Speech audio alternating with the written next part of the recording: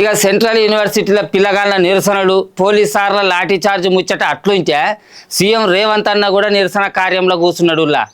కొంపదీసి central university భూముల ముచ్చట్న అయ్యింది అని పరిశీలన అవుతారా? కాదు కాదు, బీసీ ధర్నా కార్యంలో. మళ్ళీ అది ఇక్కడ కూడా కాదు, ఢిల్లీలో.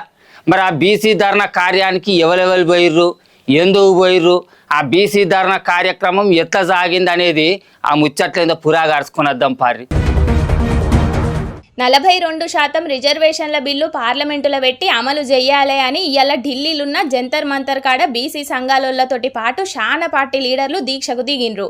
తెలుగు రాష్ట్రాల లీడర్లతోటి పాటు ఉత్తరం బాదుకున్న లీడర్లు కూడా కూసున్నారు ఈ దీక్షల. ఇక మేమేం నీ రాష్ట్రంలో రిజర్వేషన్ చేయమంటలే, మా రాష్ట్రంలో వేసుకుంటామని అడుగుతున్నాం అని ప్రధాని మోదీ సార్ మీద గిట్ల గరమైండు సీఎం రేవంత్ అన్న.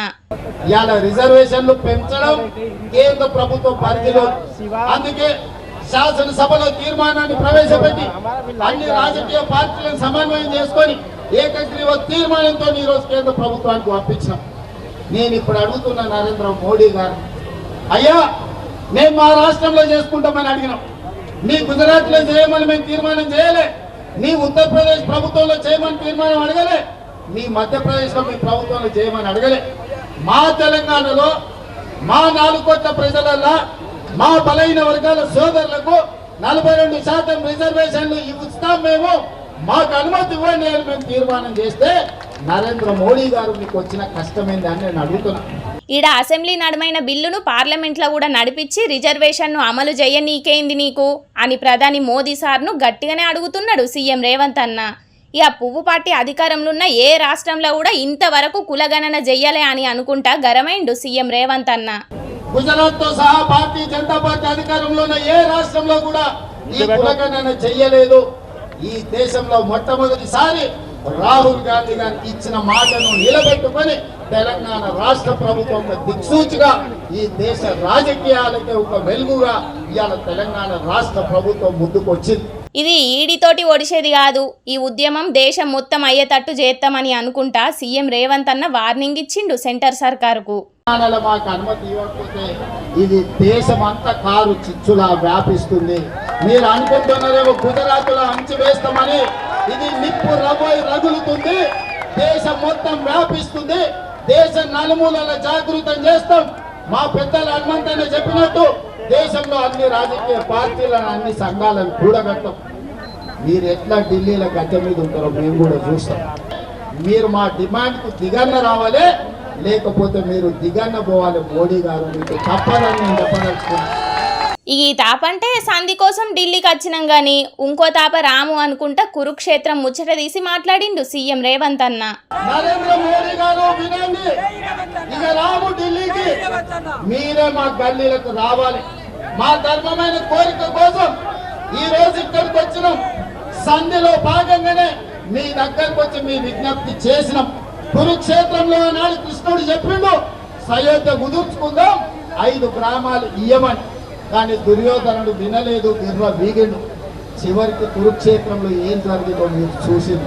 సయోధ్యలో భాగంగానే నరేంద్ర మోడీ గారికి ఈనాడు హస్తినకు వచ్చి మేము విజ్ఞప్తి చేస్తున్నాం. ఇక మళ్ళీ విజ్ఞప్తులు తీసుకొని మళ్ళీ హస్తినకు రాం. మీరు ఎట్లా గల్లీలకు వస్తారో చూస్తాం. పరేడ్ గ్రౌండ్ లో 10 లక్షల మందితోటి సభకు కూడా ప్లాన్ చేద్దామని చెప్పిండు ధర్నాల. మా బలైన వర్గాల సోదరులకు, మా బహుజన సోదరులకు నేను విజ్ఞప్తి చేస్తున్నా, అదే పరేడ్ గ్రౌండ్ లో ధర్మ యుద్ధం ప్రకటించండి. 10 లక్షల మందితో మన బలమేందో చూపిద్దాం. ఇక ఏం చేసినా సెంటర్ సర్కారే మంచి చేస్తుందని ఆశపడుతున్నామని అనుకుంటా మాట్లాడిండు ఎమ్మెల్సీ కోదండరాం సారు. తెలంగాణలో ఉన్న పెద్ద మనుషులు కూడా ఇవాళందరూ ఇక్కడ వేదిక మీద నిలబడి కనబడుతున్నారు. ఇప్పటికైనా రాష్ట్ర ప్రభుత్వం ఈ వాస్తవాలను కేంద్రం ముందు పెట్టింది. కేంద్ర ప్రభుత్వం దాన్ని ఆలోచించి నిర్ణయం తీసుకొని మనకు న్యాయం చేస్తారని ఆశపడుతున్నాం.